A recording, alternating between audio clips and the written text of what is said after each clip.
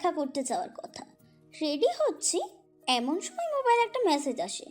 আজকে তোমার বিএফ ওর বন্ধুদের মিলে তোমাকে গণধর্ষণ করতে যাচ্ছে, তুমি সেখানে যেও না, আর গেলেও সেফটি নিয়ে যেও। ইতি, অচেনা। মেসেজটা পড়ে আমার মেজাজ 360 ডিগ্রি ঘুরে গেল। মানে কি হচ্ছে এসব? যেই নাম্বার থেকে মেসেজ আসছে সেই নাম্বারে ফোন দিলাম, নাম্বার বন্ধ। মাথায় আসছে না যে কি করব।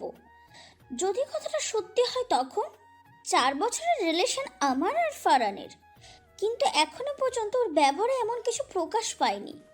আজকে আমাকে ওরা গণধর্ষণ করতে যাবে? না, এটা হতে পারে না। এদিকে ফারান ফোন দিয়ে খুব জলদি যেতে বলছে তার বন্ধু সিয়ামের ফ্ল্যাটে। আজ নাকি ওর বন্ধু আরিয়ানের জন্মদিন, সবার গার্লফ্রেন্ড আসবে, তাই আমাকেও যেতে বলেছে। আমি রাস্তায় বের হতেই কেন যেন যেতে ইচ্ছা হচ্ছে না, তবুও ফারানের এমন চাপে যেতেই হবে, না হলে ওর আবার সেই রাগ কি না কি করে ফেলবে জানা নেই। তবু আমি অহনাকে ফোন দিই, অহনার আমি একসাথে যাব। আমি অহনার জন্য অপেক্ষা করতেছি আর ফারান ফোনের উপর ফোন দিয়েই যাচ্ছে। মানছি না কোনো মতে, হয়তো বা বেশি জরুরি তাই এমন করছে ও। যাই হোক, আমি দাঁড়িয়ে আছি, এমন সময় অহনা এসে ডাক দিল। ওর ডাকেই ভাবনার জগৎ থেকে ফিরলাম। ওর হাত ধরেই দুজন যাচ্ছে শিয়ামদের বাসার দিকে। বাসার কাছে গেলাম, তখন মনে হলো আরিয়ান এত বড়লোক বাবার ছেলে, ওর জন্মদিনের পার্টি কি এভাবে হবে, মানে সিয়ামদের বাসায়। তবুও আবার নিজেকে সান্ত্বনা দিলাম যে হয়তো এইবার বন্ধুদের সাথে আলাদাভাবে করতেছে। আমি সিঁড়ি দিয়ে উপরের দিকে উঠছি, কিন্তু কোনো আওয়াজ শোনা যাচ্ছে না। আগের বারের কথা মনে আছে, আরিয়ানের জন্মদিনের পার্টির জন্য আশেপাশে অনেক সাউন্ড বক্স লাগিয়েছিল, আর অনেক দূর থেকে আওয়াজ শোনা যাচ্ছিল। হয়তো আবার নিজের বাড়ি না তাই এমন করছে না, শান্তভাবে করবে।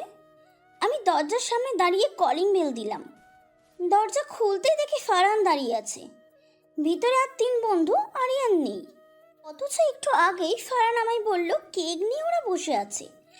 তাহলে কি ও মিথ্যা বলেছে আর অচেনা মানুষটির কথাই সত্য? কিন্তু এখন এসব ভাবার সময় নেই, অনেক দেরি হয়ে গেছে। আমি চুপ থাকতে দেখে ফারহান আমাকে টান দিয়ে ভিতরে আনে। অহনা এটাকে রোমান্স ভেবে নিজেও ভিতরে চলে আসে। ফারহান দরজা লাগিয়ে দিতেই ওর বাকি বন্ধুরা এগিয়ে আসে আর বলতে থাকে, চাইছিলাম একটা, পেয়ে গেলাম 2টা। ওরা আমাকে আর অহনাকে ভাগাভাগি করতে শুরু করে, কে কাকে নেবে। আমার সমস্ত বিশ্বাস ভালোবাসা সব যেন এক নিমিষে শেষ হয়ে গেল। আমি ফারহানের দিকে তাকালাম, সে তাচ্ছিলের হাসি দিয়ে বলল, বন্ধুরা তোমায় খাইতে চাইছে, আগে বন্ধু পরে সব। আমি শক হয়ে গেলাম। তারা হিংস্র হায়নার মতন আমার আর অহনার দিকে এগিয়ে আসছে। অহনা কেঁদে শেষ, কিন্তু আমি এখনো সফট। রিয়াকশন কি দেব? একজন অহনাকে নিয়ে অন্য রুমে ঢুকে গেছে, আর একজন আমার কোলে নিয়ে তুলে খাটে ছুঁড়ে ফেললো। মাথায় আঘাত লাগলো, কিন্তু ব্যথা পাইনি, কারণ এর থেকে বড় আঘাত মনে লাগছে। এখন মনে হচ্ছে যদি অচেনা সেই মানুষটার কথা শুনতাম তাহলে হয়তো আজ বেঁচে যাই আমি আর অহনা। এখন একটাই দোয়া মন থেকে আসছে, ইস যদি সেই মানুষটা আমায় বাঁচাতে আসতো। যাকে আমি জীবনের থেকে বেশি ভালোবাসলাম সেই মানুষটাই আমাকে আর আমার বান্ধবীকে নিজের বন্ধু সহ ধর্ষণ করতে চাচ্ছে। আমার জন্য কষ্ট লাগলেও নিজের বান্ধবীটার জন্য বেশি কষ্ট লাগছে।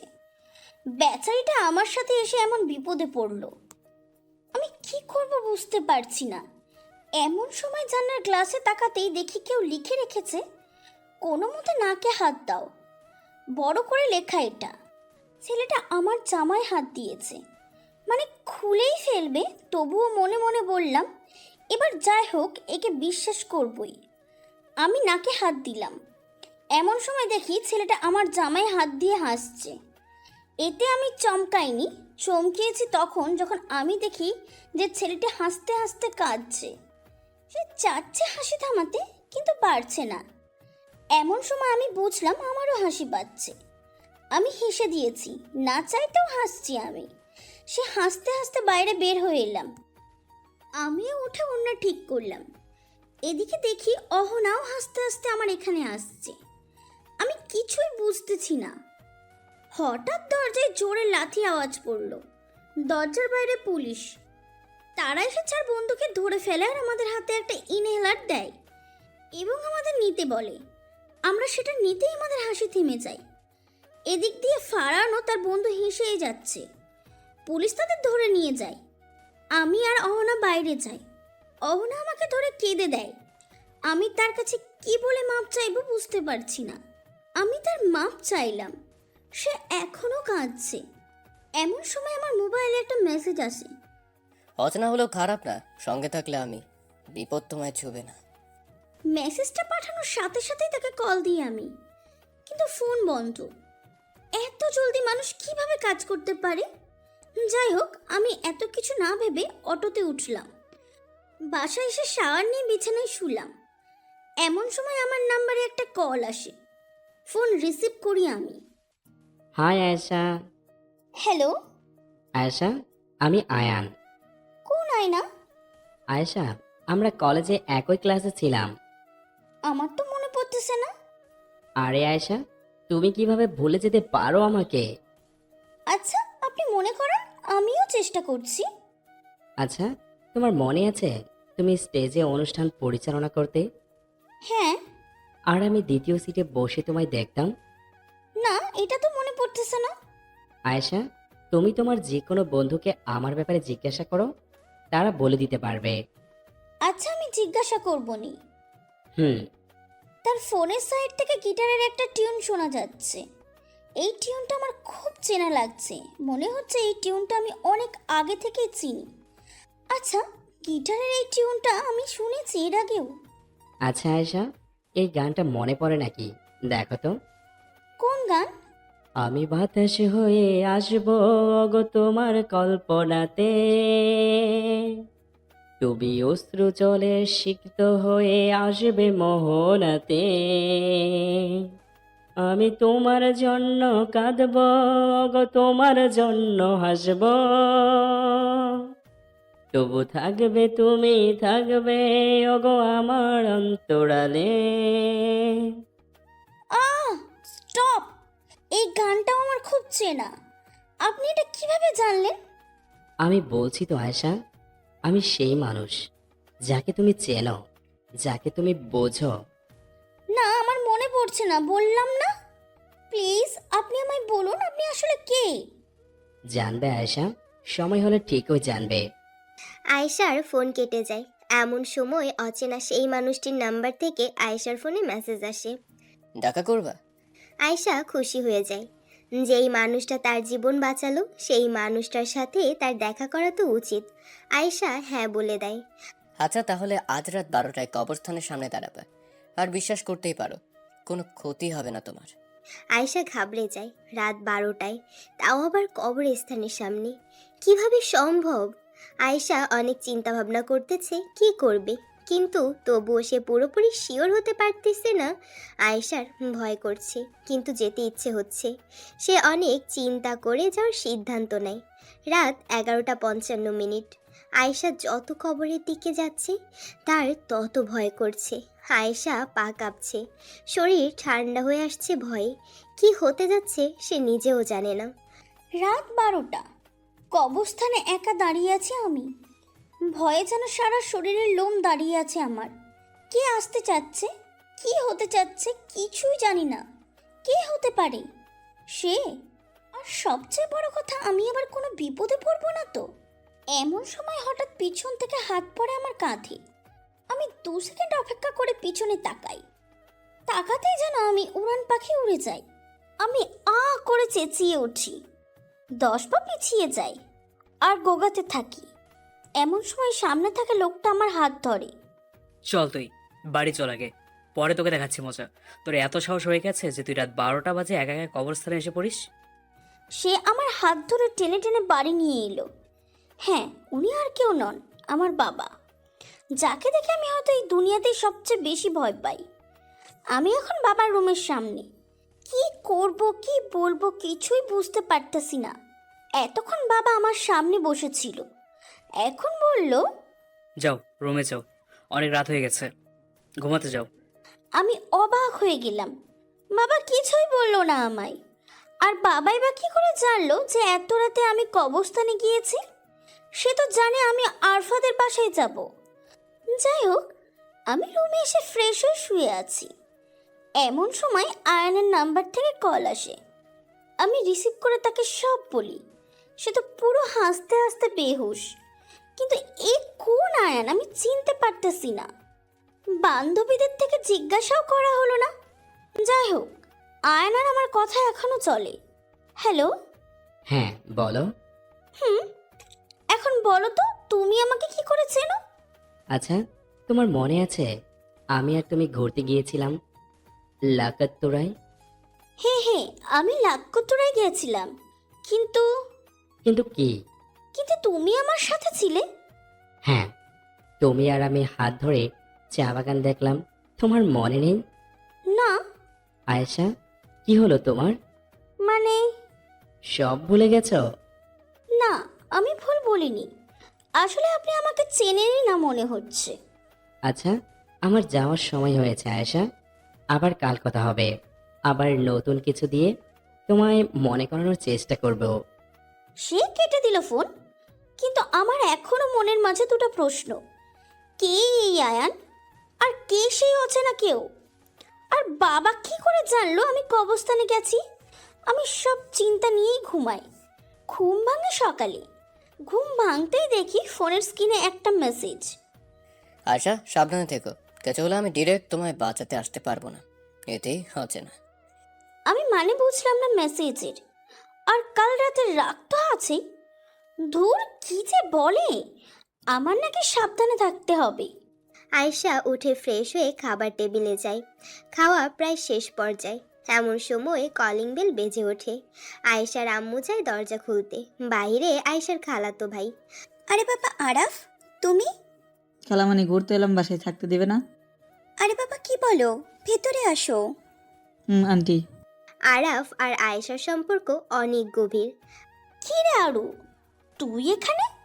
তোকে বিয়ে করতে এলাম। আম্মু, আরু এসেই শুরু হয়ে গেছে। ওকে খেতে দাও। আয়েশা রুমে যায়। আয়ান মেসেজ দিছে।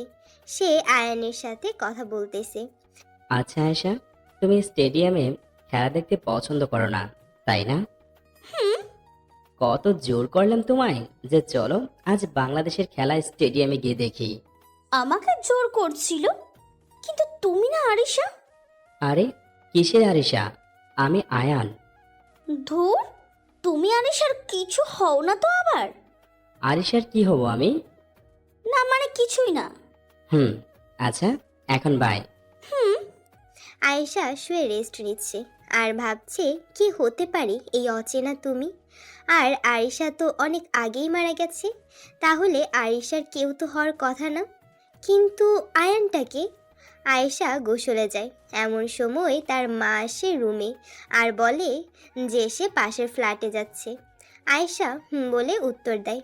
আয়েশা মনের আনন্দে গান গেয়ে গিয়ে গোসল করতেছে। এমন সময় তার ফোনে অচেনা সেই মানুষটির মেসেজ আসে।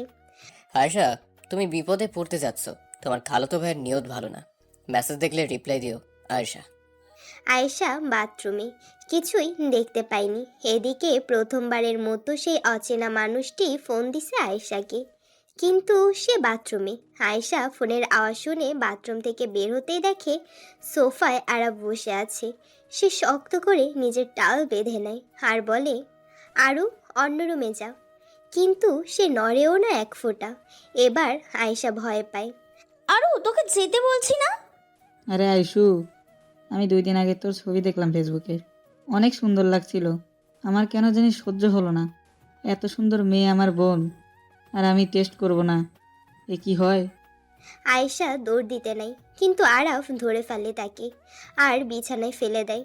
এখন আরাফ নিঃস্বার্থ হয়ে আছে। সে আয়েশার দিকে এগুচ্ছে, কিন্তু আয়েশা তো বুঝতেছে না এখন কি করবে। কারণ অচেনা মানুষটি তাকে না করে দিছে যে সে সরাসরি বাঁচাতে আসতে পারবে না তাকে। তাহলে কি হবে এখন আয়েশার? আমি শুধু একটা জিনিসই ভাবতাছি, সেই অচেনা মানুষটি কি আসবে আমার কাছে আবারও? সে তো না করে দিয়েছে। তাহলে এখন কি হবে আমার? আমার ভাবতেই ভয় করছে। কিন্তু আমার ভাই তো আমাকে খুপলে খাওয়ার জন্য প্রস্তুত হয়ে আছে। সে আস্তে আস্তে আমার কাছে আসছে, আর আমার নিঃশ্বাস ঘন হয়ে আসছে। আমি চেঁচাতেও পারবো না। কি করি এখন? সে আমার কাছে এসে গেছে। এমন সময় বারান্দার দরজার খোলার আওয়াজ পেলাম। আমিও সেদিকে তাকালাম, আরাফও সেদিকে তাকালো। একটা ছেলে, হ্যাঁ একটা ছেলে প্রবেশ করলো রুমে। হেসে সে ঢুকলো, কিন্তু আরাফকে আমার উপরে দেখে তার হাসি কোথায় যেন উড়ে গেল। এই বেটা তুই কে রে? আরে আমি কে তুই জানিস না? আরে এই মুহূর্তে কেউ আসে? আয়েশা, কে ও? আমি সুযোগ বুঝে ধাক্কা দিয়ে সরে এলাম।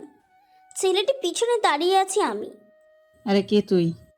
Okay, so let's introduce the most entertaining character of the story, Ayan. Ayaan নামটা শুনেই আমার অন্তর কেঁপে উঠল। এই তাহলে সেই আয়ান। আবে তুই কোন আয়ান? আয়ান আর কিছু বলল না, চুপচাপ আরাপের কাছে গেল। আরাপ আয়ানকে মারতে আসে, আর আয়ান সাথে সাথে ওর হাত ধরে ফেলে। একটা মেয়ের সাথে জোরাজুরি করতে খারাপ লাগে না? সাহস বেশি হয়ে গেছে তাই না? আয়েশা, যাও জুতা নিয়ে এসো তোমার। আমি দাঁড়িয়ে আছি, সে আমায় দাঁড়িয়ে থাকতে দেখে জোরে একটা ধমক দেয়। যেতে বললাম না, জলদি যাও। আমি জলদি সেখানে গেলাম। আয়ান রেগে ফায়ার, সে আরাপকে এখনো চড়াচ্ছে, আর আরাপ কাঁদছে। আমি আসার সাথে সাথেই বলল যে জুতার বাড়ি দিতে থাকো একে। আমিও শরীরের সব জ্বালা নিয়ে যেন তাকে পেটাতে থাকলাম। এত রাগ, ফারারের রাগ সহ তার উপর ঝাড়তে থাকলাম। কিছুক্ষণ পর আমাকে আয়ান থামিয়ে দিল। আমাকে সাইডে নিয়ে কানে কানে আরাবকে কি যেন বলল, আর আরাব চুপচাপ বিছানা থেকে উঠে ওর রুমে গেল। কিছুক্ষণ পরে দেখি ব্যাগ নিয়ে বাসা থেকে বের হয়ে গেল। আমি কিছুই বুঝলাম না। আচ্ছা, আপনি ওর কানে কানে কি বললেন? সেটা তোমাকে বলতে হবে বেবি ডল? না মানে আর যাই বলো, তোমাকে কিন্তু তোয়ালাতে সেই লাগে। এই মা, আমি এতক্ষণ এত কিছুর মাঝে খেয়ালই করিনি যে আমি এখনো তোয়ালে পড়ে আছি। আমি জলদি রুমে গেলাম আর চেঞ্জ করে এলাম। এদিকে আম্মুও চলে এসেছে। আমি বাইরে এসে দেখি আম্মু আর আয়ন গল্প করছে। আম্মু কি তবে আয়নকে চেনে? আয়শা, তুই নাকি আয়নকে চিনিস না? আম্মু, কে উনি? আরে আয়শা, ও হলো। থাক আন্টি, বলতে হবে না, আমি ওকে মনে করিয়ে দেব। আচ্ছা বাবা। আমি চুপ রইলাম। আয়ন চুপচাপ এসে আমার হাত ধরে বলতে লাগলো, তোমাকে না নীল জামাতে চমৎকার মানায় আয়েশা। এটা আমি জানি মিস্টার আন। এটা আন না, আয়ান হবে। সে যাই হোক, আমি তো আয়ানি বলবো। আয়ন আমার হাত ধরে বাইরের দিকে নিয়ে যাচ্ছে। আন্টি, যাই আপনার মেয়েকে নিয়ে, হারিয়ে গেলে খুঁজেন না।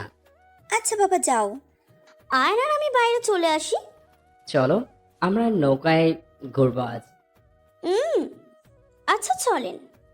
আয়নের সাথে থেকে আমি যেন ভুলেই গেছি যে আজ সকালেই আমার সাথে অনেক খারাপ কিছু হতে যাচ্ছিল।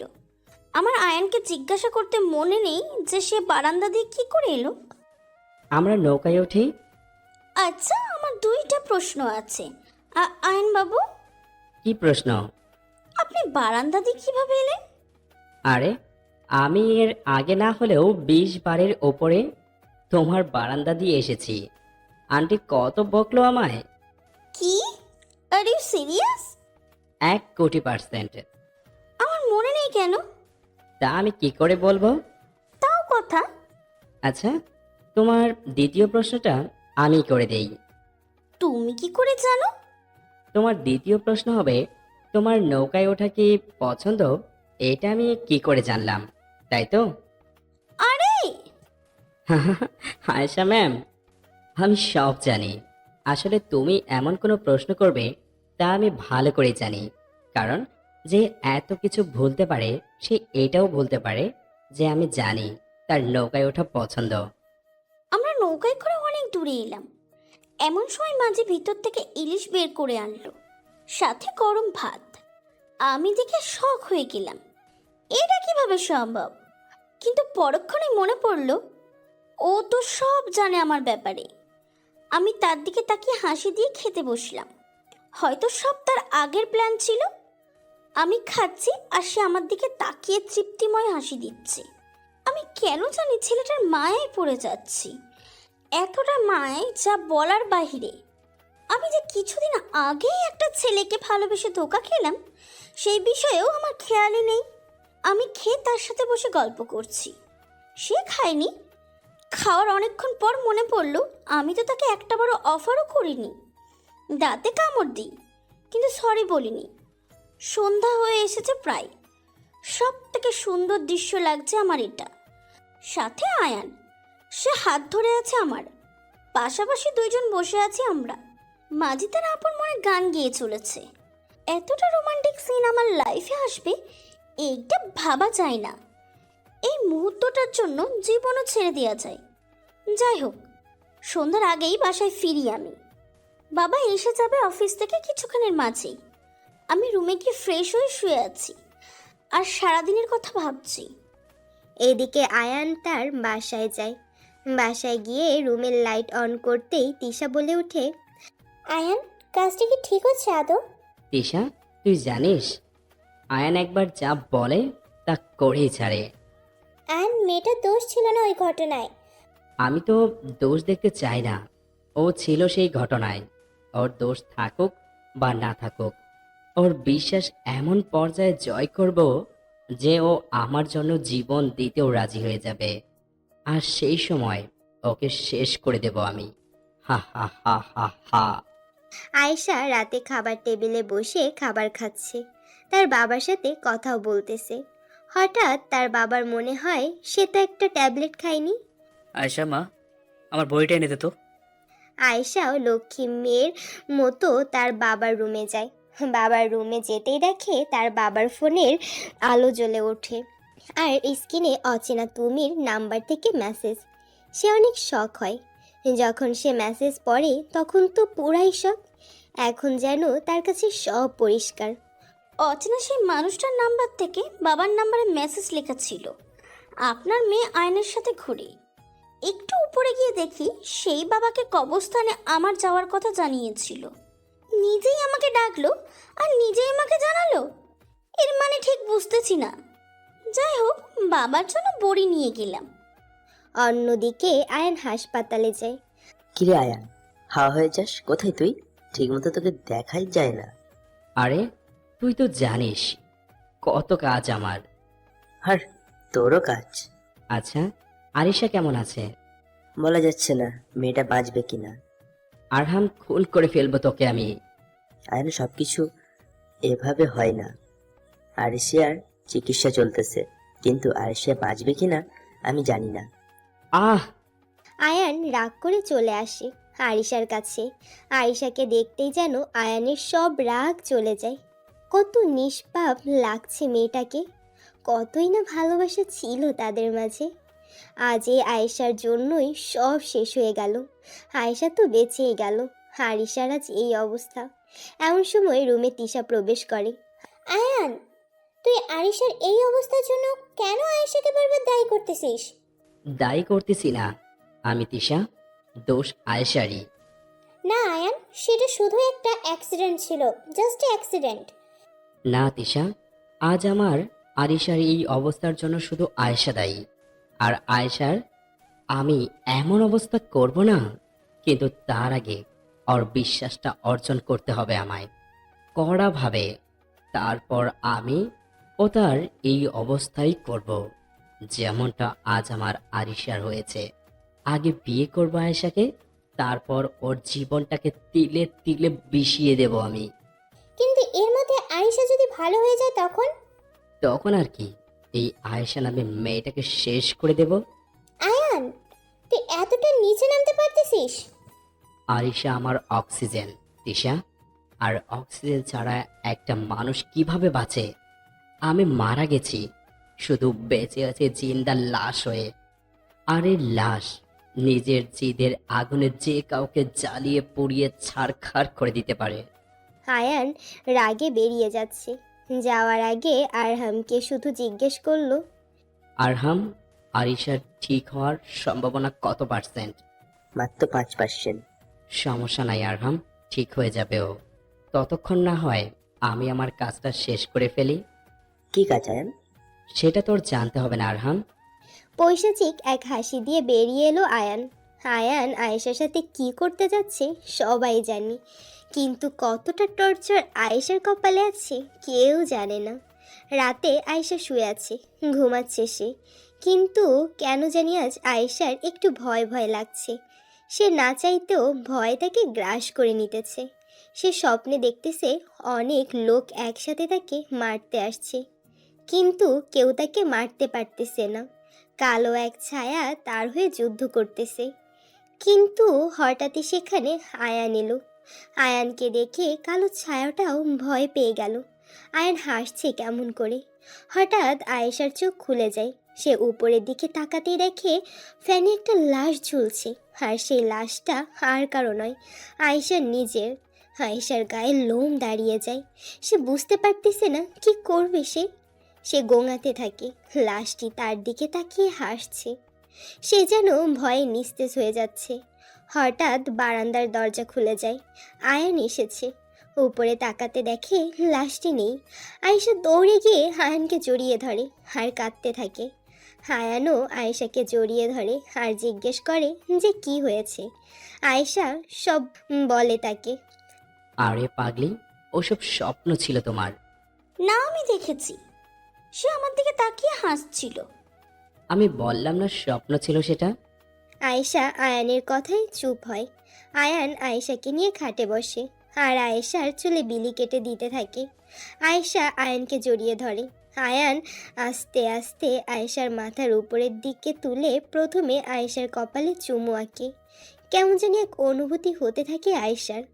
আয়ান আস্তে আস্তে আয়েশার ঠোঁটের দিকে এগোতে থাকে, যেন কোনো এক গভীর মুহূর্তের প্রস্তুতি নিতে যাচ্ছে তারা। হঠাৎ আয়েশার ফোন বেজে ওঠে আর তার ধ্যান ভেঙে যায়। আয়েশা ফোন হাতে নিয়ে দেখে যে আয়ান ফোন করছে। আয়েশা যেন 440 ভোল্টের ঝটকা খায়। আয়ান তো তার সামনে বসে আছে, তাহলে তাকে কে ফোন করলো? সে ফোন রিসিভ করতেই ওপাশ থেকে কেউ বলে ওঠে, আয়েশা, আমি তোমার বাসার নিচে, বারান্দায় দরজা খোলো, আমি উপরে আসবো। এবার আয়েশা আরও বড় ঝটকা খায়। যদি আয়ান নিচে থাকে তাহলে সামনের লোকটা কে? এমন সময় সামনে থাকা লোকটা হাসতে থাকে। আয়েশা ভয়ে খাট থেকে উঠে দরজার কাছে চলে যায়, কিন্তু দরজা খুলতে পারতেছে না।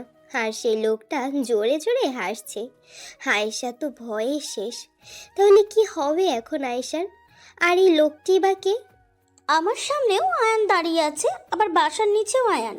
মানে এ কেমন পরিস্থিতি আমি বলে বোঝাতে পারবো না।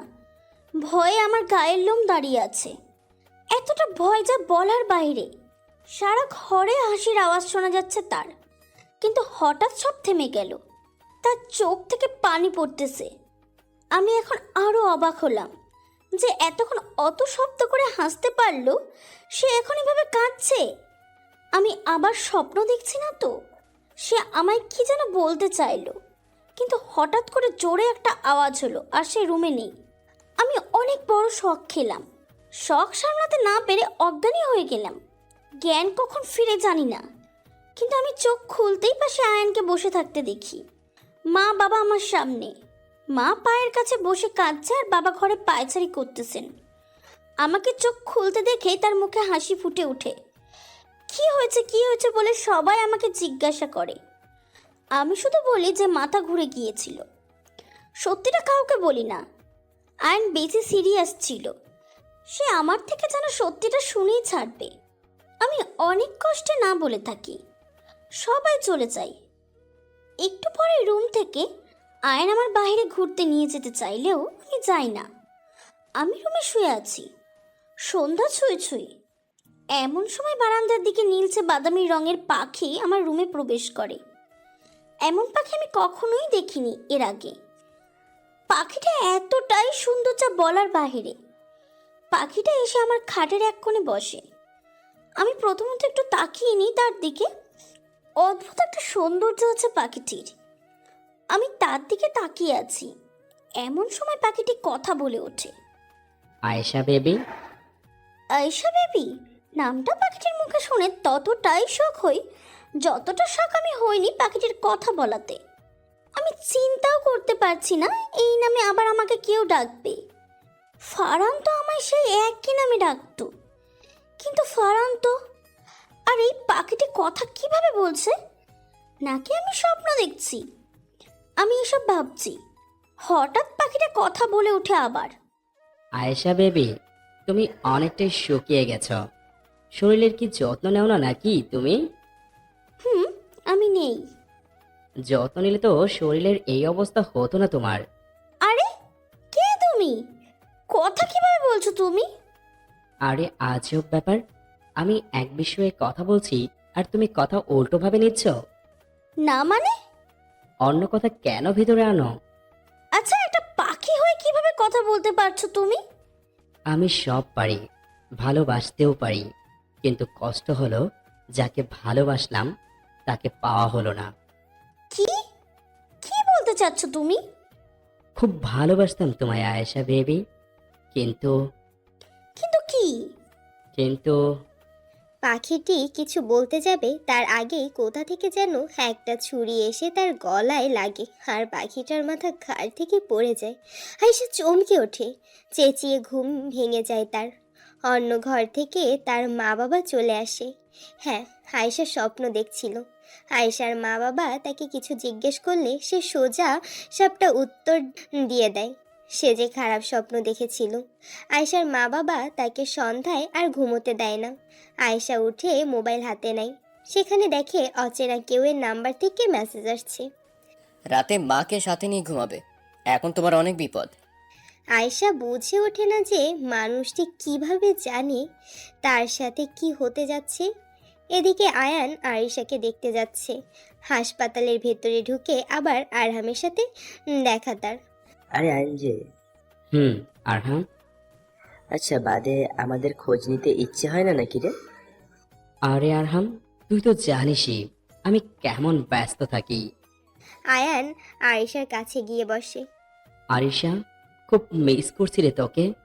জানিস আরিশা, তুই আর আমি বৃষ্টিতে যে ভিজতাম, তুই যে আমায় বারবার ফেলে দিতি আর আমি তোকে ধাওয়া করতাম, এই দৃশ্যটা চোখের সামনে ভেসে ওঠে রে আরিশা। বারবার তোকে আমি কতটা ভালোবাসতাম, তুই কি জানিস না রে আরিশা? হ্যাঁ, আমি অনেক কষ্ট দিতাম তোকে, কিন্তু মন থেকেই তো ভালোবাসতাম রে আরিশা। কেন ছেড়ে গেলি তুই আমায়? কেন? ওই আয়েশার জন্য, তাই না? ওই আয়েশাকে আমি শিক্ষক করে দিব। তুই চিন্তা করিস না আরিশা, তোর থেকে অনেক খারাপ অবস্থা হবে তার। আয়ান উঠে পড়ে। সে নিজের আড্ডায় আসে। অনেক দিন পর এখানে এলো। আয়ান মদের বোতলটা হাতে নিয়ে খাওয়া শুরু করলো। কিছুক্ষণ পরেই আয়ানের পিয়ে আরহাম চলে আসে। স্যার, এতদিন পরে এলেন যে? ওই বেটা, তোকে কি আবার পিয়ে এমনি রাখছি? আমার খোঁজ নেস না তুই? আসলে স্যার, আমি ভাবতাম আপনি আপসেট থাকেন তাই। আসল কথা বল। স্যার, জিএফ এর সাথে একটু গ্যাঞ্জাম চলতেছে তো, তাই আর কি। জিএফ কথাটি শুনে আয়ানের মেজাজ গরম হয়ে যায়। আজ আরিশাও তো আয়ানের কাছে থাকতো, কিন্তু এই আয়েশার জন্য সব শেষ হয়ে গেল। এই, তুই হুমায়ুনকে ডাক দে, যা, ওর সাথে কথা আছে। আয়ান হুমায়ুন আসতেই ওকে বলে আয়েশার গলার রগ কেটে দিয়ে আসতে, আর হুমায়ুন ও আয়ানের সব কাজ করে দেয়। এর আগেও অনেককে মেরেছে এরা। আয়ানের কথা শুনে হুমায়ুন নিজের ধারালো ছুরি নিয়ে রওনা হয় আয়েশার বাড়ির দিকে। আর সেদিকে আয়েশা নিজের মায়ের সাথে শুয়ে ঘুমাচ্ছে। হুমায়ুন পাইপ বেয়ে উপরে ওঠে। ঠান্ডা হওয়ার জন্য বারান্দার দরজা খোলে। হুমায়ুন আয়েশাকে দেখতে পায়। সে ছুরি নিয়ে আয়েশার দিকে এগোচ্ছে। আয়েশাকে মারতেই হবে তার। সে আয়েশার অনেক কাছে এসে পড়েছে আর ছুরি আয়েশার গলায় চালাতে যাচ্ছে। আয়েশার গলার খুব কাছে ছুরি। এমন সময় হুমায়ুনের ফোনে ফোন আসে। হুমায়ুনের বউ ফোন করছে। আয়েশা আওয়াজ শুনে হালকা নাড়া দিয়ে উঠলেও তার ঘুম ভাঙে না পুরোপুরি। হুমায়ুন ফোন রিসিভ করতেই ওপাশ থেকে কেউ বলে ওঠে, তোর বউ আর বাচ্চার মুখ দেখতে চাইলে চুপচাপ আয়শাকে ছেড়ে নিজের বাড়িতে ফিরে আয়, নাহলে তোর বউ বাচ্চার লাশও পড়ে যাবে। হুমায়ুন স্থির হয়ে যায়। এই শহরে কার এত বড় সাহস যে হুমায়ুনের পরিবারের গায়ে হাত দেবে? তবুও সে ভয় পেয়ে চলে যায়। হুমায়ুন শহরের নামী লোক, তাকে দেখে সবাই ভয় পায়। এমন অনেক জায়গা আছে যেখানে হুমায়ুন মানেই মৃত্যু, তবুও হুমায়ুন আয়ানের হয়ে কাজ করে। অনেক ভালোবাসে আয়ান হুমায়ুনকে, অনেক বিপদে সাহায্যও করেছে। কিন্তু হুমায়ুন আজ নিজের পরিবারের জন্য আয়ানের দেওয়া কাজ করলো না। হুমায়ুন কিভাবে মুখ দেখাবে আয়ানকে, এটাই বুঝে উঠছে না। হুমায়ুন আয়ানের বাসায় গিয়ে দেখে আয়ান ঘুমিয়ে আছে। সে আর তাকে জাগায় না, সোজা নিজের বাড়ি চলে যায়। সকাল হতেই হুমায়ুন আয়ানের কাছে আসে। যখন হুমায়ুন আয়ানকে সব বলে, আয়ান শক হয়ে যায় যে সে আয়েশাকে মারতে বলেছে। হুমায়ুনকে জড়িয়ে নেয় আয়েশাকে না মারার জন্য, কারণ আয়েশাকে এর থেকেও কষ্টের মৃত্যু দিতে চায় আয়ান। আয়ান ঘুম থেকে উঠে ফ্রেশ হয়ে আয়েশাদের বাসায় যায়। কলিং বেল দিতেই আয়েশা এসে দরজা খুলে দেয়।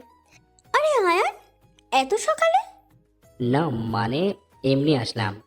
এসো, আম্মু নাস্তা রেডি করতেছে, একসাথে খাবো। চলো। আয়েশার বাবা সকালে মিটিংয়ের জন্য বাইরে গিয়েছে। এখন আয়ান, আয়েশা আর তার মা বসে নাস্তা করতেছে। আয়েশা কি যেন ভাবছিল, এমন সময় আয়েশাকে আয়ান বলে ওঠে, চলো আয়েশা, আজ ঘুরতে যাই। কোথায় নিয়ে যাবে শুনি? পাতালপুর যাবে? যাওয়া যায়, কিন্তু এটা কোথায় পাওয়া যাবে শুনি? কেন, তোমার ভিতরে? আয়ান, তুমি না অনেক বেশি করো। আয়ান হেসে দেয়। একটু পরে আয়েশা রেডি হয়ে আসে। আজ নীল শাড়ি পরেছে আয়েশা, দেখে মনে হচ্ছে একদম যেন আকাশ থেকে পরি নেমে এসেছে। আয়ান আয়েশার হাত ধরে বসা থেকে বের হয়। তারা একটা রিক্সাতে উঠে চলতে থাকে। আচ্ছা আয়েশা, রিস্কাতে একটা ভয় পাওয়ার জিনিস আছে, জানো কি? রিক্সাতে ভয়? হ্যাঁ, এটা আবার কিভাবে? এই দেখো, তুমি যদি পড়ে যাও বা তোমার কোনো গাড়ি যদি এসে মেরে দেয়, বাঁচার সম্ভাবনা 5% থাকবে মাত্র। আমি বুঝিনি কিছু আয়ান। আরে এমনি বললাম, এমনি এমনি কেউ কিছু বলে না। বুদ্ধিমানের জন্যই ইশারায় যথেষ্ট আয়েশা। আমি বুদ্ধিমান না, তো বুদ্ধিমতী। আয়েশা আর আয়ান পার্কে গিয়ে বসে।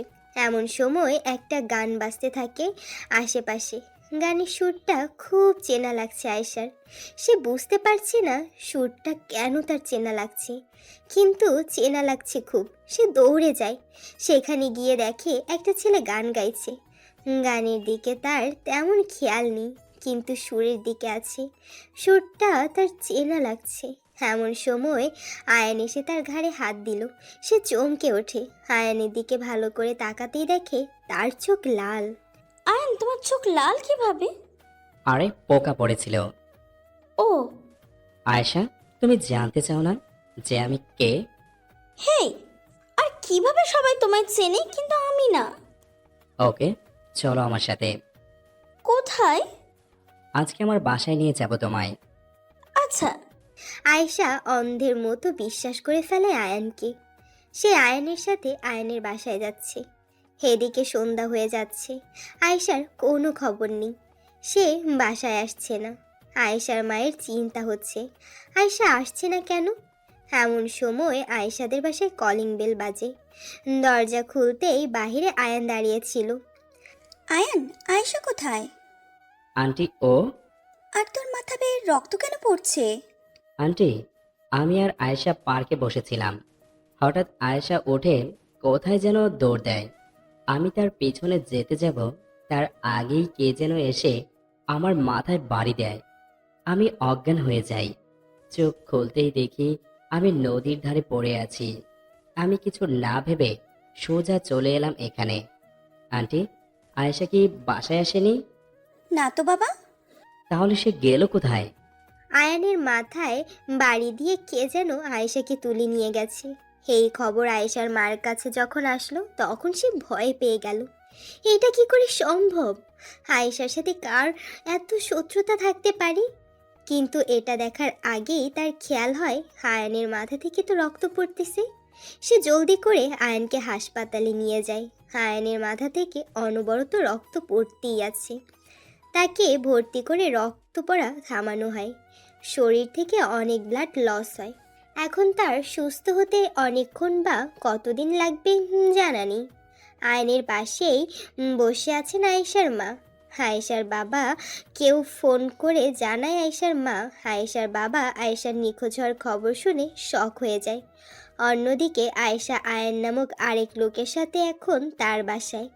বাসায় ঢুকতেই সে চারদিকে বিভিন্ন রকমের ছবি টানানো দেখতে পায়। চারদিকে দুইটা একই ছেলের ছবি, তারা যমজ, কিন্তু ছোট ছেলের ছবি এটা তাদের। আচ্ছা, এই ছবিগুলো কার? চিনবে না তুমি আয়েশা, কারণ তোমার তো মেমোরি লস হয়েছে। আমার মেমোরি লস মানে? কাহিনী শুনতে চাও তবে তুমি আয়েশা? কিসের কাহিনী? তোমার সিলেটের সেই ঘটনা মনে নেই আয়েশা? যেই দিন তুমি আর আরিশা একসাথে আসছিলে, আর আসার সময় তোমার গাড়িতে টক্কর দেয়। হ্যাঁ, আমার মনে আছে। আয়েশা, মজার ব্যাপার কি জানো? তোমার সব মনে আছে, শুধু আয়ান, ফারহান আর আমার প্ল্যানিং এর কথা মনে নেই আয়েশা। প্ল্যানিং মানে? কিসের প্ল্যানিং? আয়েশা ডার্লিং, সেই দিন তোমাদের অ্যাক্সিডেন্ট হয়নি, আমি করাইছিলাম। কি? আপনি? আর আপনি আয়েন না? হ্যাঁ আয়েশা, তুমি এখনো বোঝনি যে আমি আয়ান না। কি চান আপনি? আমাদের অ্যাক্সিডেন্টই বা আপনি কেন করিয়েছিলেন? I am the most disgusting character in the story আয়াত মুস্তাফিজ জিহান। আয়েন আর আপনি যমজ ভাই? আর ছবিটি আপনাদের? হ্যাঁ, এই ছবিগুলো আমাদের। আপনি কেন করালেন এত সব? এগুলো পরে যেন, তার আগে বলো তোমার অচেনা কেউ মানুষটি কে? আমিও তো তাই জানতে চাই, অচেনা সেই মানুষটি কে? আলিফা জান্নাত আয়েশা, সেই মানুষটি আর কেউই নয়, আমি নিজে। তুমি সব বোঝো, কিন্তু এইটুকুনি বোঝো না। তোমার কানের দুলগুলো অনেক সুন্দর হয়, যেই দোকান থেকে কেনো অনেক সহজে তোমার পছন্দ হয়ে যায় সেখান থেকে, তাই না? আরে সেই সব আমার দেওয়া, যাতে মাইক্রোফোন লাগানো। এর মানে তুমি যা শোনো আমিও তাই শুনি। ইনফ্যাক্ট তোমার পরিবারের সবার কথা আমি শুনি, তাই সহজেই তোমায় আমি ফলো করতে পারছি। আমার কথা ছিল তোমার বিশ্বাস অর্জন করা, এবং সেই বিশ্বাসকে এমনভাবে ভাঙা যা তুমি চিন্তাও করতে পারবে না। তুমি এতদিন আমার ভক্ত হয়েছিলে আয়েশা, আর আজ থেকে আমার কারাগারে থাকবে তুমি। না, আমি থাকবো না এখানে। দেখিস, আমার আয়ন এসে নিয়ে যাবে আমাকে ঠিকই। বাবু, আয়ান কখনোই আসতে পারবে না, সে আসতে চাইবেও না। সে নিজেও চায় তোমায় খুন করতে আয়েশা ডার্লিং। মানে? কেন? সেই দিন সিলেটে খেলা হচ্ছিল, আয়ান খেলা দেখার জন্য তোমায় আর আরিশাকে জোর করতেছিল, কিন্তু তোমার আর কি যেন একটা জরুরি কাজ ছিল, যার ফলে তুমি চলে আসতে চাইছিলে। কিন্তু আয়েশা কোনো মতেই তোমায় একা আসতে দিবে না, তাই সেও তোমার সাথে আসতে লাগলো। আমি যেন এদের চাঁদ হাতে পেয়ে যাই। আয়ানের কোনো ক্ষতি না করতে পারলেও আজ তার জান, তার অক্সিজেনকে ঠিকই আমার হাতের মুঠোয় পাবো। এমন সময় আমি তোমার ফোনে কল দেই। হ্যালো আয়েশা। জি, কে? তোমার বাবার অ্যাক্সিডেন্ট হয়েছে, জলদি আম্বরখানায় চলে আসো। তোমাদের যাওয়ার কথা ছিল একদিকে, কিন্তু আমি নিয়ে আসতেছিলাম আরেক দিকে। সেই ফোনটা আমি করেছিলাম আয়েশা। আর তুমি যখন ওই সেই ক্রস করলে, সাথে সাথে আমার লোক ট্রাক নিয়ে তোমাদের সিএনজি উড়িয়ে দিল। আমি শিওর ছিলাম না যে আরিশা মরবে, তাই তার মাথায় রড দিয়ে জোরছে আঘাত করি, কিন্তু তাও সে বেঁচে যায়, আর তুমিও। কিন্তু মজার ব্যাপার হলো, তুমি সবাইকে মনে রাখলেও ফারহানের সাথে তোমার ব্রেকআপের কথা আর আয়ানের কথা ভুলে যাও। আমি সেই সুযোগটাই কাজে লাগাই। ফারহান তোমার ভুলে যাওয়ার সুযোগ নিয়ে আবার সব ভালোভাবে ঠিক করে, আর তোমার গণধর্ষণের চেষ্টা করে। কিন্তু আমি তোমায় বাঁচাই, কারণ এর থেকেও বড় শক তোমায় আমি দিব। মানে তোমায় দিয়ে আসল আয়নকে আমি শেষ করব। না, এ হবে না। আয়েশা ডার্লিং, এখন সবচেয়ে বড় শক খাবে তুমি, কারণ আয়ান এখন হাসপাতালে, আর আয়ান এরও আমি সেই অবস্থাই করেছি যা আরিশাকে করেছিলাম। আয়েশা ক্ষিপ্ত হয়ে আয়াতকে মারতে যায়, কিন্তু আয়াত আয়েশার হাত ধরে এবং রুমাল দিয়ে মুখ চেপে তাকে অজ্ঞান করে দেয়। এখন তোমার আরিশার পালা, হা হা হা হা। আয়ান এর মাথায় চোট তেমন বেশি না, 2-3 ঘন্টার মাঝে জ্ঞান ফিরবে। এদিকে আয়েশা যেই হাসপাতালে, সেই হাসপাতালে আয়াত যায়। যমজ ভাই হওয়া আয়ানই ভাবছে, কি রে আয়ান, আরিসিয়াকে দেখতে এসেছিস? হুম, সারপ্রাইজ শুনবি? কি? আরিশা 80% সুস্থ, যে কোনো সময়ে জ্ঞান ফিরতে পারে। সত্য? আরিশাকে আমার বাসায় নিয়ে যাইতে হবে। কেন? আরে বাসায় নিয়ে সেবা বেশি করব, আর আমি ওকে ছাড়া থাকতে পারতেছি না। আরে ভাই প্লিজ। আচ্ছা, আমি দেখতেছি। আরহাম আরিশাকে আয়ানের বাসায় শিফট করার ব্যবস্থা করে দেয়। 1 ঘন্টার মাঝে আয়ানের বাসায় আসে আরিশা। এখন আরিশা এবং আয়েশা দুজনই আয়াতের কাছে। এদিকে সন্ধ্যার দিকে আয়ানের জ্ঞান ফেরে। সে উঠেই আয়েশার কথা জিজ্ঞেস করে, কিন্তু আয়েশা নেই। আয়েশাকে পাওয়া যায়নি। আয়াত তাকে খুঁজতে যেতে চায়, কিন্তু পারে না। তাকে কেউ যেতে দেয় না। রাত 1টা, আয়ান শুয়ে আছে। এমন সময় আয়ানের নাম্বারে ফোন আসে। হাই আয়ান বাবু। কে? ভুলে গেছিস আমায়? ভাইটুস? আয়াত তুই? হ্যাঁ আমি। তুই এখনো বেঁচে আছিস? হ্যাঁ, আমি এখনো বেঁচে আছি। আর সবচেয়ে বড় কথা কি জানিস? তোর আরিশা আর নির্দোষ আয়েশা এখন আমার কাছে। কি? আয়াত, তোরে আমি খুন করব কিন্তু। আগে তোর আয়েশা আর আরিশাকে তো বাঁচা। একজন তো বাসায়, একজন আমার কাছে। আরিশার পাশের লোক রাখা আছে। 1 ঘন্টায় আরিশার পাশের লোক তার অক্সিজেনের লাইন কেটে দেবে। আর অন্যদিকে আয়েশার কাছে কিছু ছেলে আছে যারা 1 ঘন্টা পর থেকে আয়েশার সম্মান লুটতে শুরু করবে। তুই এখন কাকে বাঁচাবি আয়ান? সবচেয়ে মজার কথা হলো আরিশা এখনো 80% সুস্থ, যে কোনো সময় জ্ঞান ফিরতে পারে। তাহলে এখন তুই কি করবি আয়ান? কাকে বাঁচাবি? ঠিকই তো, আয়ান এখন কাকে বাঁচাবে? আয়েশাকে নাকি আরিশা? আয়েশা আয়ানের জন্য বিপদে পড়েছে, আর আরিশা তার ভালোবাসা। তাহলে কি করবে এখন আয়ান? আয়ানের হাত দুইটা অপশন, হয় তাকে আরিশাকে চুজ করতে হবে, না হলে আয়েশাকে। একদিকে কাজ করছে তার ভালোবাসা, আর একদিকে কতদিন ধরে একটা মেয়েকে ভুল বুঝে তাকে কষ্ট দেওয়ার সহানুভূতি। কোন দিকে যাবে সে কিছুই বুঝতেছে না। এমন সময় তার মনে হলো, আয়াত কেন তাকে ব্লক দিবে? সে তো সারা জীবনই চেয়েছিল আমায় যারা ভালোবাসে তাকে শেষ করে দিতে। এমনকি মা বাবাকেও আয়াতই হত্যা করে, কারণ তারা আমাকে বেশি ভালোবাসতো। এর মানে সে আমাকে যেখানেই নেবে না কেন কোনো ট্রাকে ফেলবে। যে করেই হোক ওকে আটকাতেই হবে। কিন্তু কি করে? আয়ান হাসপাতাল থেকে হয়ে সোজা পুলিশ স্টেশনে আসে। আয়েশার বাবা এসপির সাথে সম্পর্ক ভালো থাকায় এসপি আয়ানকে সাহায্য করতে রাজি হয়ে যায়। আয়ান আয়াতকে ফোন দিবে আর পুলিশ তারে ট্রেস করবে। আয়ান ফোন দেয় আয়াতকে। কিরে আয়ান, কাকে বাঁচাবি ভাই? গার্লফ্রেন্ড নাকি জাস্ট ফ্রেন্ড? ভাই দেখ ভাই, প্লিজ ওদের ছেড়ে দে তুই, প্লিজ। আয়ান, এই তো চেয়েছিলাম আমি যে তুই কষ্ট পা। কষ্টই তো দিতে চাই তোকে আমি। আয়াত, আমি আসলে কিন্তু খারাপ হয়ে যাবে। তো আয় না, আমি অপেক্ষায় আছি।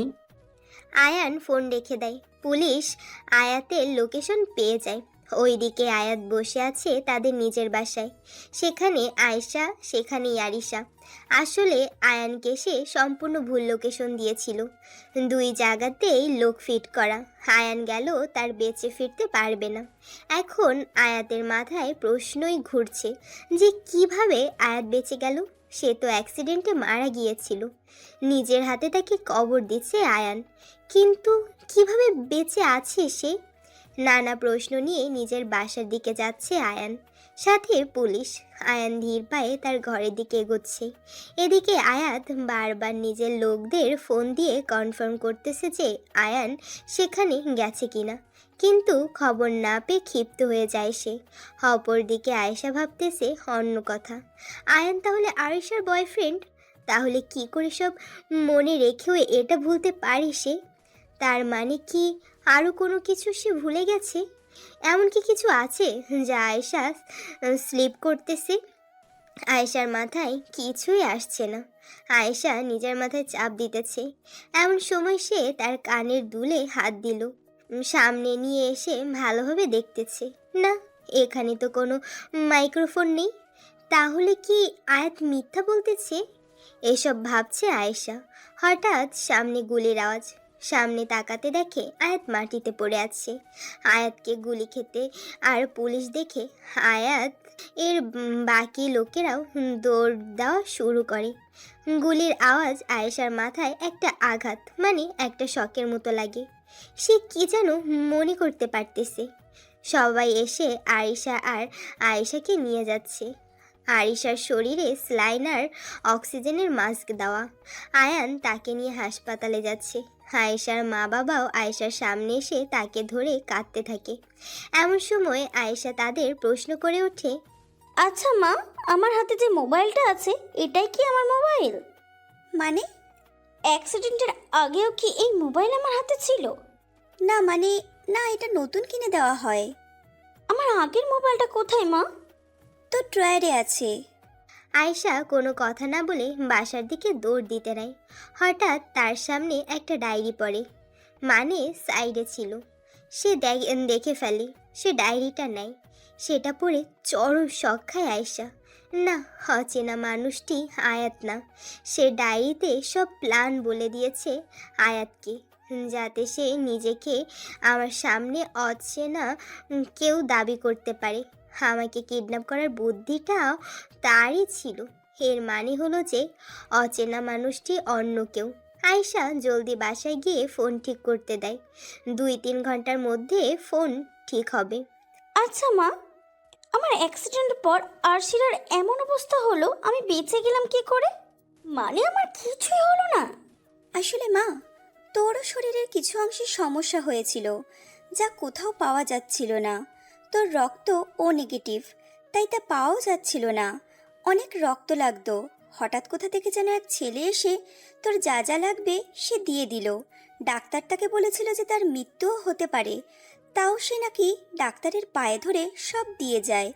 কিছুদিন পর তার মৃত্যু সংবাদ চলে আসে। আয়েশা যা ভাবছিল তাই। ছেলেটার নাম নীল। অনেক কিছু মনে পড়ে যায় আয়েশার, কারণ তার হাতে এখন তার নিজের ফোন। সেখানে সে নীল নামের ছেলেটির মেসেজগুলো দেখে। ছেলেটি রোজ আয়েশাকে মেসেজ দিত, কিন্তু আয়েশা পাত্তা দিত না। ফারহানের সাথে ব্রেকআপের পর তো আরও পাত্তা দিত না।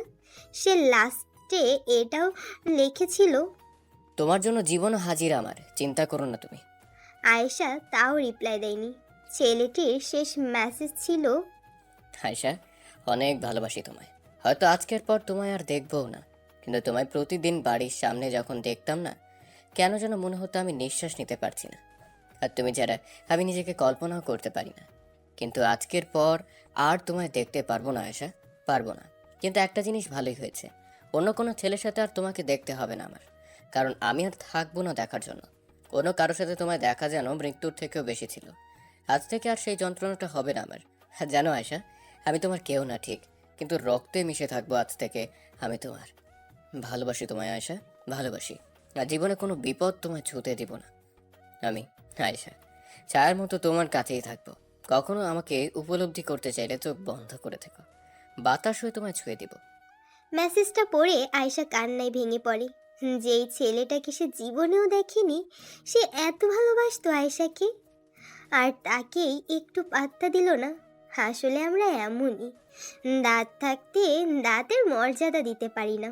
15 দিন পর এখন আরিশা সুস্থ, আয়ান আর আরিশা একসাথে আছে, তাদের ভালোবাসাও রয়েছে, আগের থেকে বেড়েছে আরও। আয়েশাও নিজের স্বাভাবিক লাইফে ব্যাক করছে। আয়েশা গোসল করতেছে, হঠাৎ তার ফোনে একটা মেসেজ আসে। আয়শা, আজ বাইরে যেও না, সমস্যা হবে। আয়েশাও ভালো মেয়ের মতো কথা শুনে বাইরে যাওয়া বাদ দেয়, কারণ এখন নিজের জীবনে সে অচেনা মানুষটির হাতে ছেড়ে দেয়। অচেনা হোক সে, আমার জীবনই তো তার এখন। যে আয়েশা এখন রোজ সন্ধ্যায় ছাদে যায় আর উপলব্ধি করে চোখ বন্ধ করে তার অচেনা তুমিকে। অদ্ভুত একটা ফিলিংস আসে তার। এই বাতাসের ছোঁয়া সে সারা জীবন পেতে চায়, তার অচেনা কেউয়ের ছোঁয়া।